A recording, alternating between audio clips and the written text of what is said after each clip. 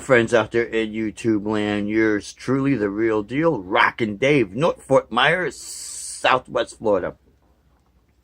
And what I want to say before we get started on today's lesson is that in the area where you live at, if you find yourself a good guitar teacher that you connect with, by all means, take lessons from them. What we want to do is start supporting all our guitar teachers out there, all our music teachers for that matter. So don't forget to support your teachers. They really do work hard for you. Okay, so like I had said in my last video, we're going to keep Tuesdays dedicated to the acoustic guitar, Thursdays dedicated to the electric guitar. Okay, so what we're going to continue on is with developing right hand finger dexterity in basic classical guitar and or finger picking folk music or jazz music or rock and metal, but to develop the right hand to get used to the fingering. And what I'm using is a basic first position D minor chord, like I did with the previous video. But the previous video, what we did was a lot of what they call tremolo, which will sound like this.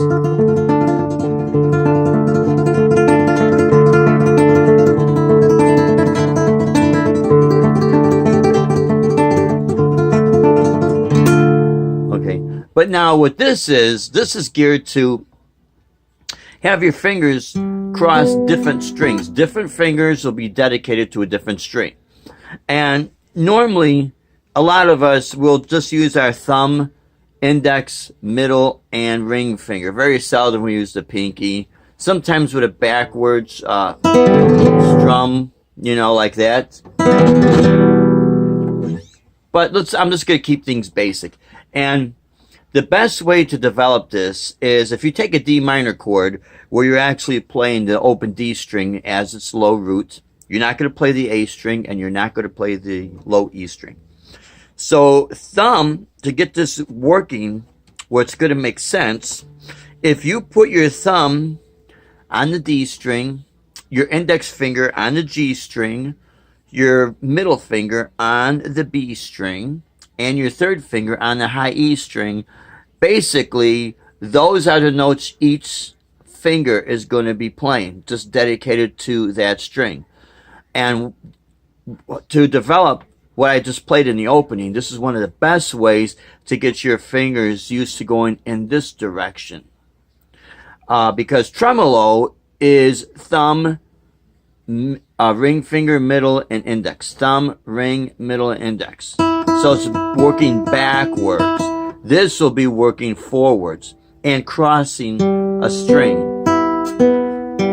Okay, so basically what you're doing is thumb will play the open D string, index finger will play the G string, middle finger will play the B string, and your third finger will play the high E string. So the notes in the D minor chord, the notes, is a open D, second fretted A, third fretted D, and first fretted F. That's D minor. Okay, so I'm going to do this at a slow pace, and I didn't bring out the metronome for this because I'm going to do it at a pace that's going to make it easy for you to digest. Okay, so here we go. 1, 2, 3, go.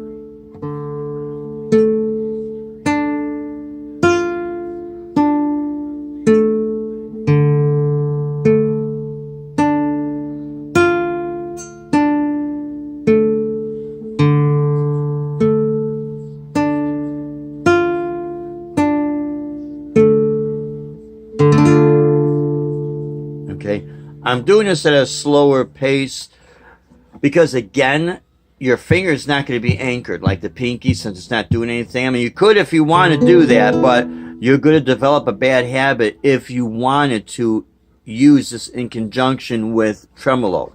So in other words, let's say you wanted to start off with the arpeggiation, a finger per string, like this, and then go into a tremolo. Having your finger anchored is going to be real stiff. You might be able to get that developed. If you can, hey, that's fine. But just to let you know, if something feels like it's holding you back, chances are it's having a finger anchored. Now, when in the past, when I would play Stairway to Heaven with the pick and the, and doing the intro, sometimes I would anchor it. But that I'm using a totally different approach to that song. Well, it's the same idea, but the technique is different than what I normally use in classical and flamenco style guitar. When I'm playing classical and flamenco style guitar, especially for tremolos and arpeggiation like that, I do literally have my hand floating over it. But I've been doing it for so long that I'm able to control where my hand is at. By doing this slow and finding a spot that's comfortable for you. Now, what does help for me is playing in the classical guitar position, but guys like Paco de Lucia would play like just where you would normally see guitar players play, have the guitar, this part of the guitar on their right leg, just like you normally would do. If you feel comfortable with that, then that's fine. But I do prefer the classical position. I get better leverage in my playing, and of course everybody is different. Anyways, so let's try this again, and then we're going to do the same concept where we're going to do it. We're going to add the open E, and then we're going to add the 3rd fret G, all on the high E string. And we'll do 2 resolutions, just like we did with the previous video with the tremolo. So here we go. 1, 2, 3, go.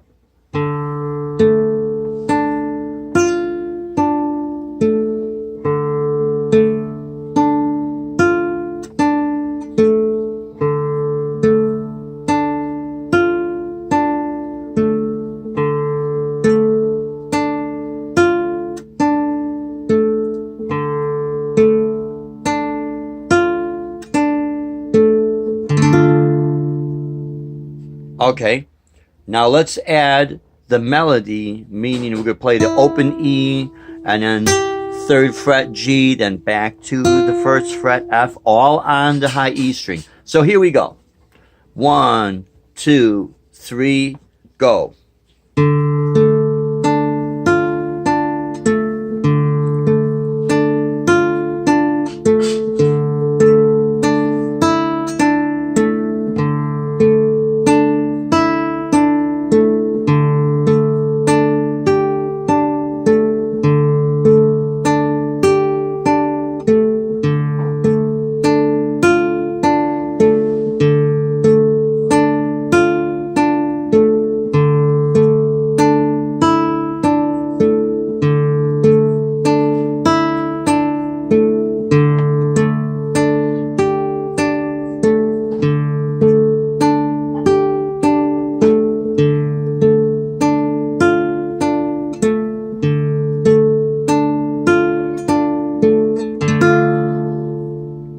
Now I'll do that again, but what I want you to understand is if that seems to be a little bit fast for you, just rewind the video, and just when you watch my hand, you could slow it down and pause the video if you need to, just so you get this concept of thumb hits the D string, index finger hits the G string, middle finger hits the B string, and the 3rd finger hits the open E string. Then the middle finger comes back to hit the B string, and then the index comes back to hit the G string, and then the thumb comes back to play the D string. So without fretting anything, it's going to look like this. Like your fingers are walking across the strings. And just,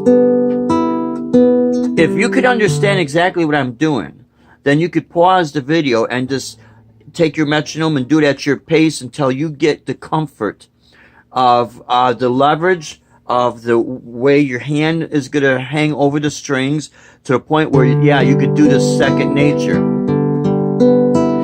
again, I'm playing with the flesh and the nails. So again, you don't have to have the fingernails super long or anything like that.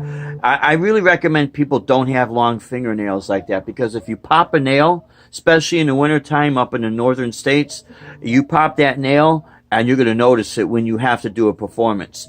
So keep that in mind. If you could play with a steel string guitar, maybe you want to do more with the flesh and a little bit of the nail. Then you can have your fingernails not so long.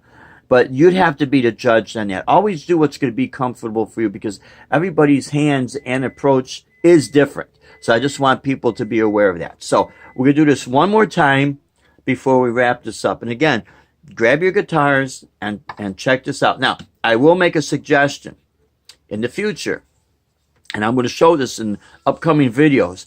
When you learn something new and you're practicing it, where your hands don't have to move all over the fretboards and your hand doesn't have to go all over the strings, you can be more stationary.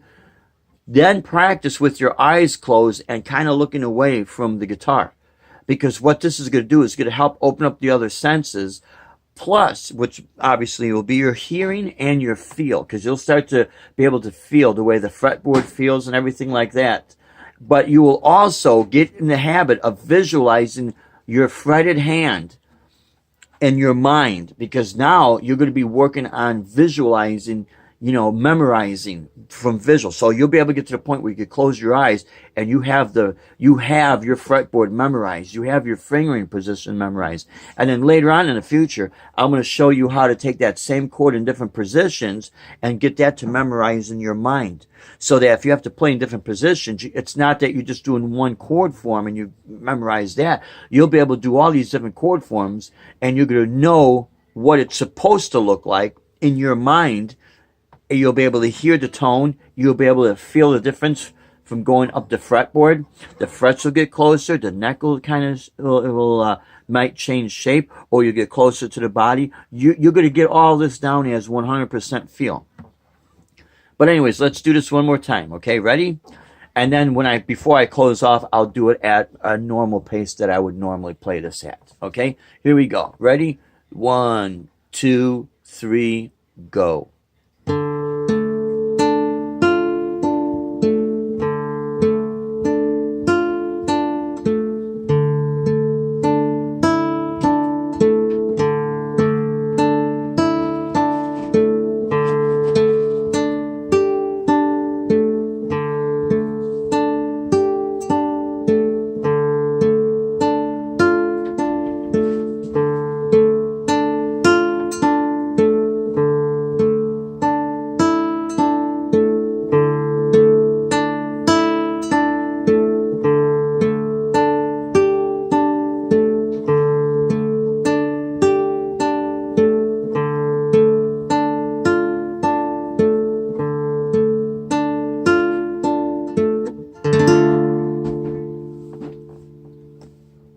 Okay, so again, just take your time, don't get discouraged, and actually exercise a little discipline in anything that you learn.